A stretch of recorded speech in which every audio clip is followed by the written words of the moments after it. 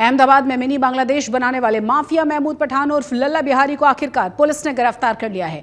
इसने चंदोला तालाब में मिट्टी डालकर कब्जा किया और फिर वहां पर बांग्लादेशी घुसपैठियों को बसाया। धीरे धीरे अपना साम्राज्य खड़ा कर लिया था और घुसपैठियों के लिए खिलाफ जो मेगा डिमोलिशन ड्राइव शुरू हुई उसके बाद ये फरार हो गया था।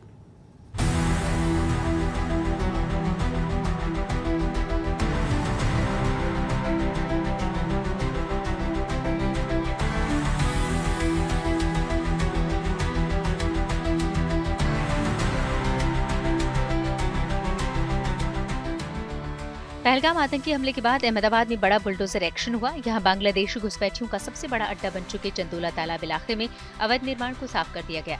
इस बीच पुलिस ने बांग्लादेशी घुसपैठियों की बस्ती बसाने वाले कुख्यात लल्ला बिहारी को भी राजस्थान से गिरफ्तार कर लिया है। चंदोला में मेगा डिमोलिशन की कार्रवाई के बाद से लल्ला बिहारी फरार था।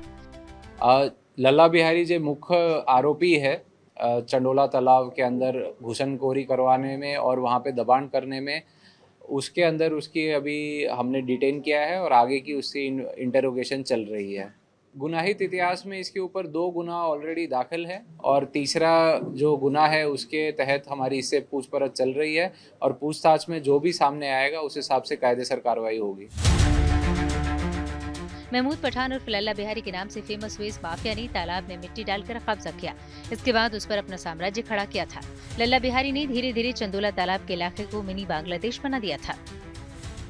इसके घर से लगभग 9 लाख कैश मिला है और करीबन 250 ग्राम सोना मिला है।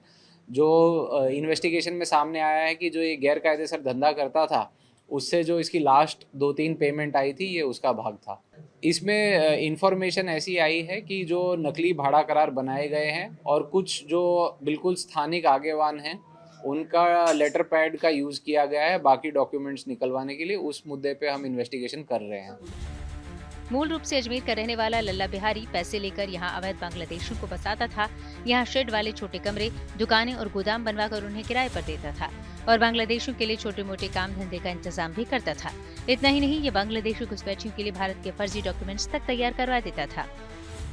वो पुराना जो हमारा लास्ट ईयर का ऑफेंस था उसमें मनी लॉन्ड्रिंग का बिल्कुल क्लियर कट हमें ट्रेल मिला था। इस वाले में अभी हमारी बैंक डिटेल्स वगैरह और बाकी का जो भी फाइनेंशियल ट्रांजैक्शन लेन देन हुई है उस पर इन्वेस्टिगेशन चालू है। जैसे ही लिंक मिलेगा वो आप सबको जान करने में आएगा। चंदोला झील और उसके आसपास के क्षेत्र को मिनी बांग्लादेश कहा जाने लगा था। हालांकि लल्ला बिहारी का पूरा साम्राज्य खत्म हो चुका।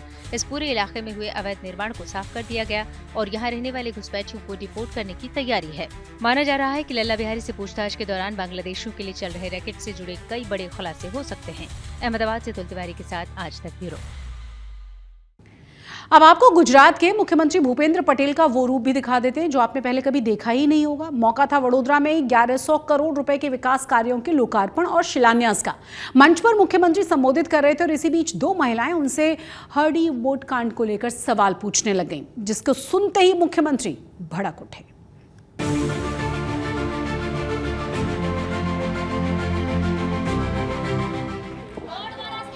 स्पेशल एजेंडा क्या है जो तो बेसी जाओ અત્યારે મને નડો શાંતિથી। गुजरात के मुख्यमंत्री भूपेंद्र पटेल की छवि एक सहज, सरल और मृदुभाषी व्यक्ति की है। आपने शायद ही इन्हें कभी अति उत्साहित या आक्रामक होते हुए देखा हो। लेकिन वडोदरा में एक कार्यक्रम के दौरान जब 2 महिलाओं ने हरणी बोट कांड को लेकर सवाल पूछा तो मुख्यमंत्री तमतमा गए और मंच से ही महिलाओं पर भड़क गए। तो स्पेशल एजेंडा थी आया छो स्पेशल एजेंडा थी आया छो बेन तो बेसी जाओ અત્યારે મને નડો શાંતિથી। दरअसल पिछले साल जनवरी के महीने में हरणी झील में नाव पलटने से 14 लोगों की मौत हो गई थी। इसमें स्कूल से पिकनिक पर आए 12 बच्चे और 2 महिला टीचर शामिल थे। जांच में खुलासा हुआ कि नाव में ज्यादा लोगों को बैठाने के साथ उन्हें लाइफ जैकेट भी नहीं दी गई थी। इस मामले में ऐसी कई बड़ी लापरवाही सामने आई। तब सीएम ने दोषियों के खिलाफ कड़ी कार्रवाई का वादा किया था। हरणी बोट कांड में अपने बच्चों को खोने वाली इन महिलाओं ने मुख्यमंत्री को उसी वादे की याद दिलाई तो मुख्यमंत्री जी को ये बात खल गई। ना बरसो तो मैं અત્યારે મળી શકાશે, બેસી જાઓ અત્યારે, તમે અત્યારે બેસી જાઓ। તમે મળીને લેજો તમે મને હા મળાવશે તમને તમે એજન્ડાથી આવ્યા છો બેન। ऐसा भी क्या खुद मुख्तारी हुजूर, काश आप अपने बच्चों को खोने की कराह सुन पाते, सपनों को खोने की बेबसी को समझ पाते या परिवार उजड़ जाने की सिसकियों का एहसास कर पाते, तो शायद अपने मासूमों को खो देने वाली इन महिलाओं के सामने आपका अभिमान सिर चढ़कर नहीं बोलता। એવું ના હોઈ શકે ક્યારે, એવું ના હોઈ શકે, એવી રીતે ના હોય વાત। તમે મળી જજો તમે મને બહાર નીકળ, બહાર કાઢો, બહાર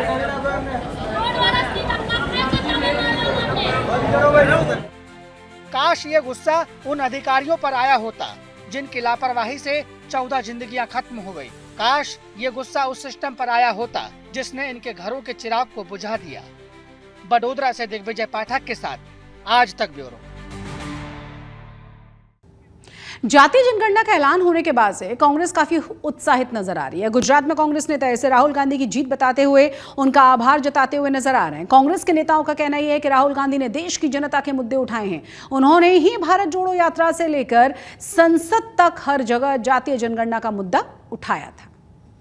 केंद्र सरकार ने जातीय जनगणना कराने के फैसले की जैसे ही घोषणा कर दी, कांग्रेस भी उत्साहित है। आज प्रदेश कांग्रेस कार्यालय पर जो है कांग्रेस के कार्यकर्ता इकट्ठा हुए और राहुल गांधी के लिए धन्यवाद और आभार माना। हमारे साथ कांग्रेस के शहर अध्यक्ष हैं, उनसे बात करते हैं।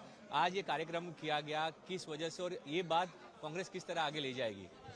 देखिए, पूरे भारत देश में और पूरे राष्ट्र के अंदर राहुल गांधी जी ने कन्याकुमारी से कश्मीर तक पदयात्रा की, चाहे वो किसानों के मुद्दों हो, युवा के मुद्दों हो, बेरोजगार के मुद्दों पर बात हो या लघु उद्योगों के लिए बात हो, शिक्षा के लिए बात हो, हर आवाज को उन्होंने उठाई। उन्होंने देखा कि इस देश में सामाजिक न्याय की दृष्टि से लोगों को हक और अधिकार नहीं मिल रहा है, तो राहुल गांधी ने जनगणना की बात की और बड़े आवाज से संसद से लेके संसद से बाहर राहुल जी ने एक आंदोलन छेड़ा, एक जंग छेड़ा और कहा इस देश में सामाजिक न्याय की दृष्टि से जनगणना होनी चाहिए और इस देश के 140 करोड़ के जो लोग हैं, हर वर्ग, छोटे से छोटा वर्ग हो, उसको न्याय मिलना चाहिए।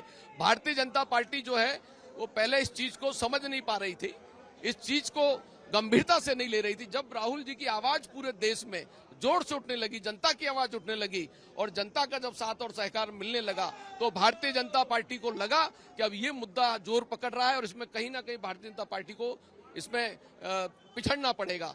इसके लिए राहुल गांधी की जो आवाज थी, जो बात थी, जातीय जनगणना को भारतीय जनता पार्टी को स्वीकारना पड़ा और आज इस देश में 140 करोड़ की जीत हुई है, संविधान की जीत हुई है और सामाजिक न्याय के हक अधिकार में हर लोगों को सामाजिक तरीके से न्याय मिलेगा। इसके लिए राहुल जी का धन्यवाद करना आज हम यहाँ गुजरात प्रदेश कांग्रेस समिति में नेतागण खड़े हुए हैं। कांग्रेस के विधायक शैलेश भाई हमारे साथ। शैलेश भाई, आज राहुल जी का धन्यवाद कर दिया, पर ये बात कांग्रेस जनता के बीच कैसे ले जाएगी? गुजरात में जो है जनता कांग्रेस से दूर हो चुकी है, आने वाले दिनों में पंचायत के भी चुनाव आने वाले हैं, नगर निगमों के भी चुनाव आएंगे, किस तरह करेंगे?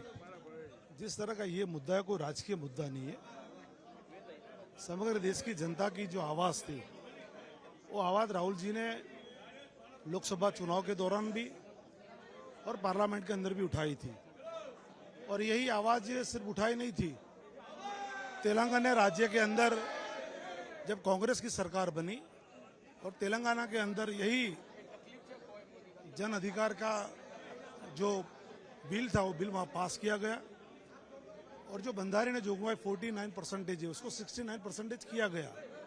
राहुल जी की और कांग्रेस की यही मांग है कि पूरे देश के अंदर जनगणना होनी चाहिए और जिस तरह तेलंगाना के राज्य के अंदर जिस तरह मॉडल जो बना हुआ है, ऐसा मॉडल पूरे हिंदुस्तान के अंदर, पूरे भारत में बने, यही कांग्रेस पार्टी की मांग है। क्योंकि बरसों से, जब से देश का बंधारण बना, तब से 49% जो कॉन्स्टिट्यूशन जो बना हुआ है, वो कहीं ना कहीं जिस तरह की बस्ती बड़ी हुई, लोगों को जो अन्याय हो रहा है, तो कांग्रेस पार्टी ने काफ़ी सोच करके, हाईकमांड ने काफ़ी सोच करके राहुल जी ने ये मुद्दे उठाए हैं।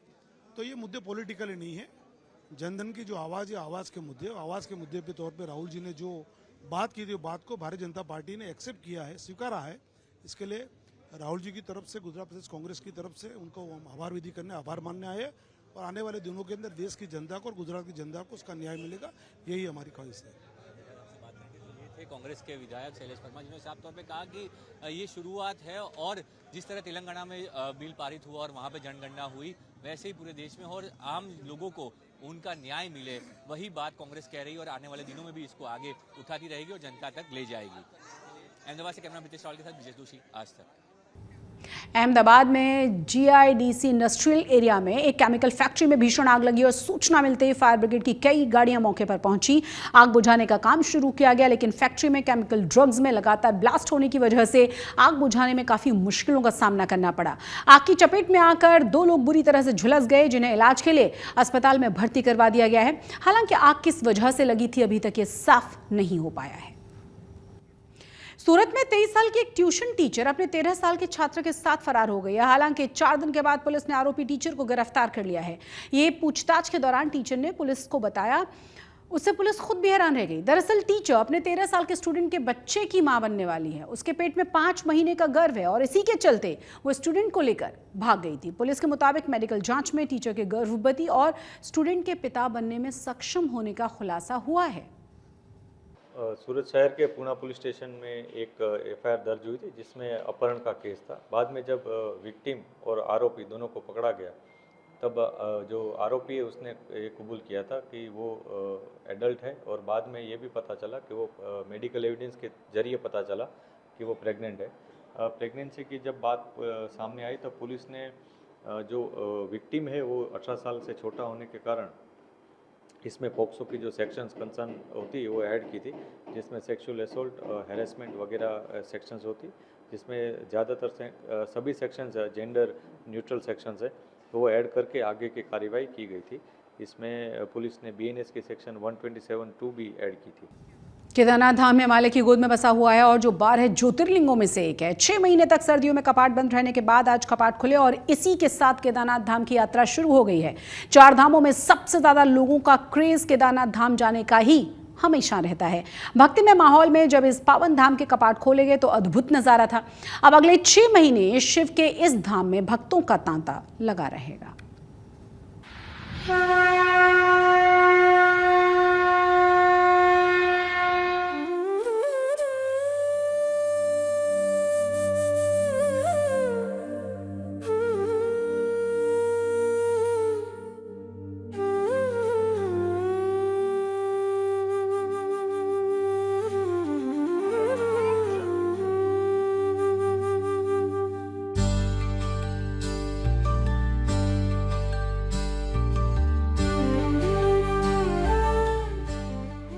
सज गया है बाबा केदार का धाम।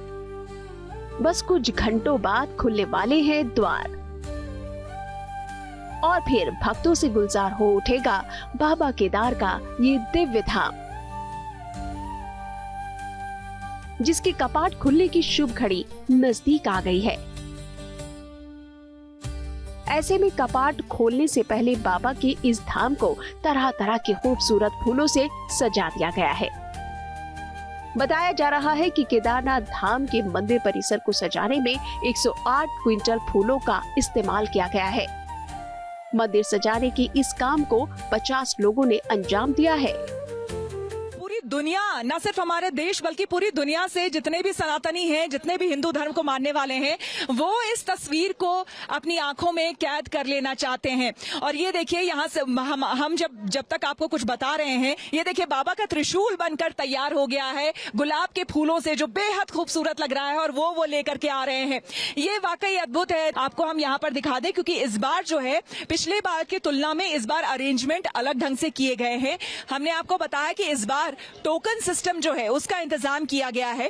पहले श्रद्धालुओं को टोकन लेना होगा और एक निश्चित समय पर निश्चित संख्या में ही श्रद्धालु अंदर दर्शन के लिए जा पाएंगे, ताकि किसी तरह का मिसमैनेजमेंट ना हो। फूलों से की गई इस सजावट में अगर किसी चीज ने सबसे ज्यादा ध्यान लोगों का अपनी ओर खींचा तो वो है मंदिर के मुख्य द्वार पर फूलों से लिखा शिव शंभू और ओम। इसी तरह मंदिर परिसर के एंट्री गेट पर स्वागतम और त्रिशूल को उकेरा गया है, जिसने इस पूरी सजावट में 4 चांद लगा दिए हैं। बाबा का द्वार ये देख लीजिए, कैमरामैन संजय को कहूंगी कि जरा बाबा का जो ये द्वार है वो दिखाइए, जो कितना भव्य और दिव्य इस वक्त लग रहा है। फूलों से किस तरह से सुसज्जित हो चुका है, पूरी तैयारी यहाँ पर हो चुकी है और कल शुभता के साथ पूरे मंत्रोच्चार के साथ यहाँ पर सुबह सुबह बाबा केदार धाम के कपाट खुल जाएंगे। अब की बार मंदिर समिति द्वारा हम 2 समितियों को ये जिम्मेदारी दी गई थी बाबा का घर सजाने की। हमें ऋषिकेश पुष्प सेवा समिति से और एक व्यास जी हैं गुजरात से, हम दोनों ने साथ मिलकर अब की बार बाबा के घर को सजाया है। और तकरीबन अगर मैं माल की बात करूं तो 108 क्विंटल के करीब फूल अब की बार बाबा केदार के घर में लगे हैं। 108 क्विंटल फूल जी, और इसमें से कुछ फूल इंपोर्टेड हैं, बाकी बेसिक गेंदे का है। और अब की बार ये फूल कहाँ से मंगाए गए? ये फूल मैम मोस्टली तो दिल्ली से पूरे हुए हैं और जो गेंदे वगैरह हैं वो मैम कलकत्ता से आते हैं। और अब की बार आप देख रहे होंगे अपने फ्रंट पे कुछ अलग बाबा का नाम लिखा है। बिल्कुल, इस बार आप देखिए शिव और शंभू लिखा हुआ है। केदारनाथ मंदिर के कपाट खोलने की सभी तैयारियां करीब करीब पूरी कर ली गई है और बाबा केदार की पंचमुखी डोली भी गौरी कुंड से केदारनाथ धाम पहुंच चुकी है। जैसे ही बाबा की डोली केदार घाटी पहुंची, वहां इसका जोरदार स्वागत किया गया। इस मौके पर पूरी केदार घाटी बाबा के जयकारों से गूंज उठी। केदारनाथ बाबा की डोली देखिए पहुंच चुकी है केदारनाथ धाम। देखिए चल विग्रह बाबा केदारनाथ का वो अब पहुंच चुका है और पूरे सम्मान के साथ देखिए बैंड की धुन के साथ इन्हें अब केदारनाथ ले आया गया है। लगातार हम आपको तस्वीरें भी दिखा रहे थे और यहाँ पर देखिए कल गौरी कुंड में विश्राम के बाद अब बाबा की डोली जो है वो केदारनाथ यहाँ पर पहुंच चुकी है। तस्वीरें लगातार आप देख रहे हैं, भक्तों में उत्साह उसका चरम पर है।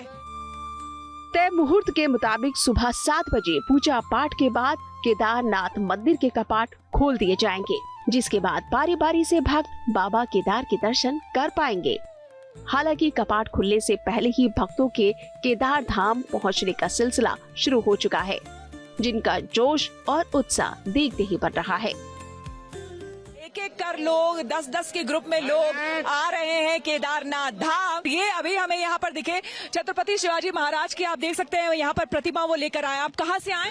मैं महाराष्ट्र छत्रपति संभाजी नगर से हरिद्वार से केदारनाथ की पद यात्रा कर रहा हूँ। मेरा बोला है भंडारी करे नंदी की सवारी, शंभुनाथ रे ओ शंकर नाथ रे ओ गोरा बांग रकड़ के बोली मेरे साथ अबूत की डोली मेरे नाथ रे ओ शंकर नाथ रे ओ शंकर भगवान की जय।